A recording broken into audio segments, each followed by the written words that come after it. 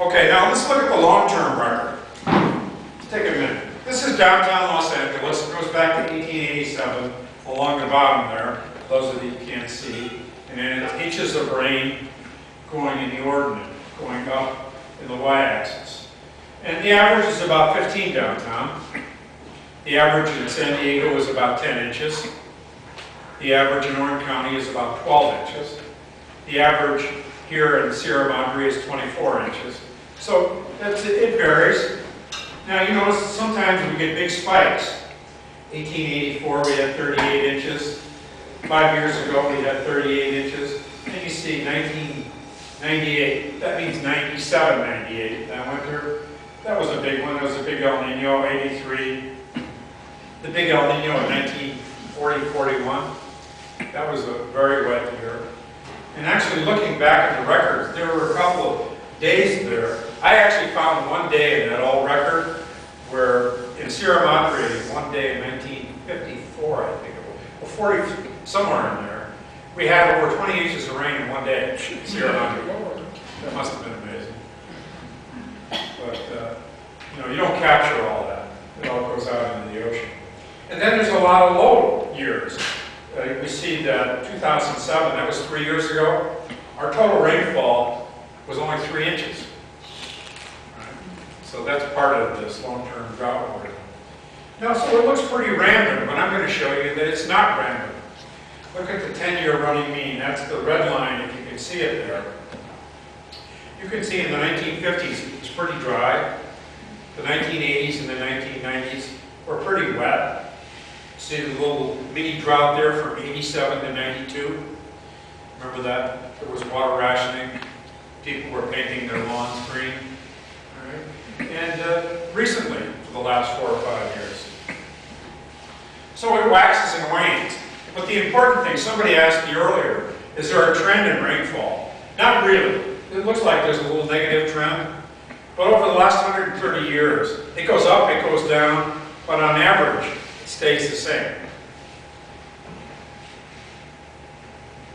Now, sometimes the tropical Pacific, we monitor the Pacific from JPL, a satellite we have, that measures the height of the sea surface, which is approximately for the heat in the sea surface.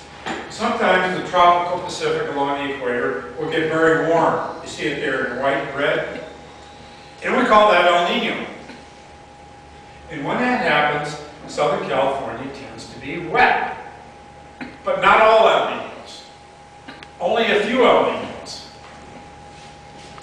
Actually, let's go back here a minute. Notice on this, there are only, if you look at years that are over 25 inches, there are only about 10 of them. All right? And there's been about 30 El Ninos in the last 130 years. So not all El Ninos are wet. Some are El Wimbos. And then that's usually followed by, in the tropical Pacific, it's very cool. You see it there in blue and purple. All right? And it has a huge impact. Now, the biggest thing on the planet is the Pacific. It actually covers 30% of the planet. And so when I say the Pacific speaks and you get these big changes in the heat in the Pacific, everybody feels it, not just here in California. They feel it in Africa, they feel it in Australia, Southeast Asia. They even feel it in Russia. Now, but there's also a larger stage on which the El Ninos and the La Ninas play. El Nino comes, only stays for about 8 months, followed by La Nina, which might be a year or two. So that's relatively short term. But some really smart fisheries biologists at the University of Washington looked at the temperature of the Pacific for 100 years. And then they did a fancy statistical analysis. And they came up with 2 big patterns. And you see here that these 2 patterns are actually the reverse of each other. There's a warm wedge with a cool horseshoe, and then the reverse is a cool wedge with a warm horseshoe. And that's a big pattern. It goes from the Aleutians to Antarctica, from Americas to Asia. And how does that change?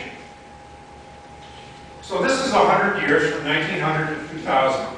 You notice that from the mid-1940s to about the late 1970s, it's blue. So that means the pattern was like the one on the right, the negative phase, where the tropics tend to be cool and the higher latitudes tend to be warm.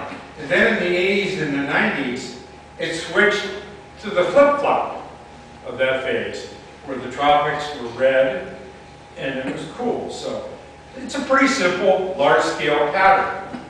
But the thing about it, it can last for 20 or 30 years when that kicks in.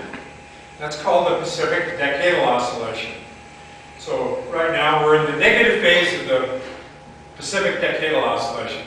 It's definitely a mouthful, huh? Only a scientist can come up with that. I call it the cool PDO. All right. So, what does the PDO really look like? You know, El Niños come and go during the PDO. Let's look at one of the great measures of rainfall in the West. As rainfall and snowpack over the Colorado watershed waxes and wanes, you see it in Lake Mead. And of course, this is the dam, this is Hoover Dam. And any of you that have been there recently will notice that Hoover Dam is down 120 feet. And 120 feet means that half of Lake Mead has disappeared. So that's half the volume of Lake Mead. Now the last time it was high was 1984. Those were pretty wet years. Those were good years for water managers. They had a lot of water. And of course there was a lot less population. And steadily since then, it's gone down. Switched from a positive PDO, that's where it was warm in the tropics, to a negative PDO. And slowly, over that period of about 25, 26 years, Lake Mead is going down steadily. All right. And remember, 30% of the water for Southern California comes from Lake Mead through a great aqueduct out of Lake Havasu that pumps it into Diamond Valley Lake. So for instance, if you live not in Sierra Madre but in San Diego, 95% of your water would come from here. 95% San Diego has to import. Right. So you see how fortunate you are here. And by the way, that water doesn't taste that good. It's pretty salty. Okay, so what happens during an El Nino or a positive phase of the PDO? You tend to get a jet stream that comes straight out of the Pacific and all across the southern tier of the United States, which is normally dry, the southeast, Texas, New Mexico, Arizona, Southern California, and then the northern tier tends to be relatively mild, which is actually not good for either place. Whereas during La Nina, that jet stream that Dallas and Fritz and the weather forecasters talk about tends to stay north.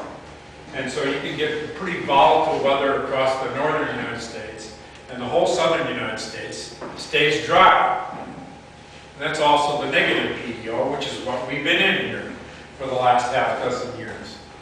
And so these big temperature patterns in the tropics can have a profound impact on the jet stream pattern, which deliver temperature and water all across North America.